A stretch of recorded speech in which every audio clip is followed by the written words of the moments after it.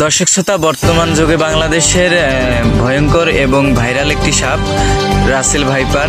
সেই Russell viper আমাদের লালমনিরহাট জেলা হাতীবান্ধা থানায় চরসিন্দুন্না 1 নম্বর ওয়ার্ডে নদী এলাকায় কিন্তু জেলের জালে আটকা পড়েছে। রাতে জাল পাচ্ছিল এবং সকালে জাল তুলতে যায় দেখে রাসেল ভাইপার নামক সাপটি জালে আটকা পড়ে আছে। সেটাই আপনাদেরকে দেখানোর চেষ্টা করব। আপনারা সঙ্গে থাকুন, পুরো ভিডিও দেখবেন। ভিডিও শেষ পর্যন্ত না দেখে কেউ যাবেন না। রাসেল ভাইপারকে মারা পর্যন্ত আপনাদেরকে দেখানো হবে, সঙ্গে থাকুন আপনারা। আমাদের কিন্তু এটা তিস্তা নদী।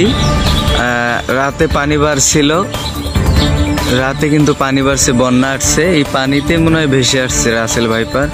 দেখতেছেন, ওই যে দেখা যাচ্ছে না ভালো করে। জালটা আমরা তুলে আপনাদেরকে দেখাইতেছি।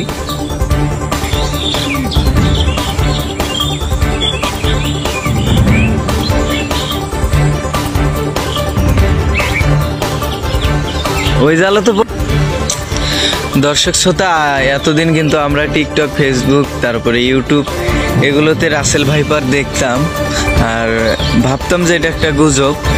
নিজের চোখেই দেখলাম। দেখেন যাওয়ার জন্য কিরকম করতেছে। ওর কিন্তু রাগ উঠে গেছে, ওর রাগ উঠে গেছে।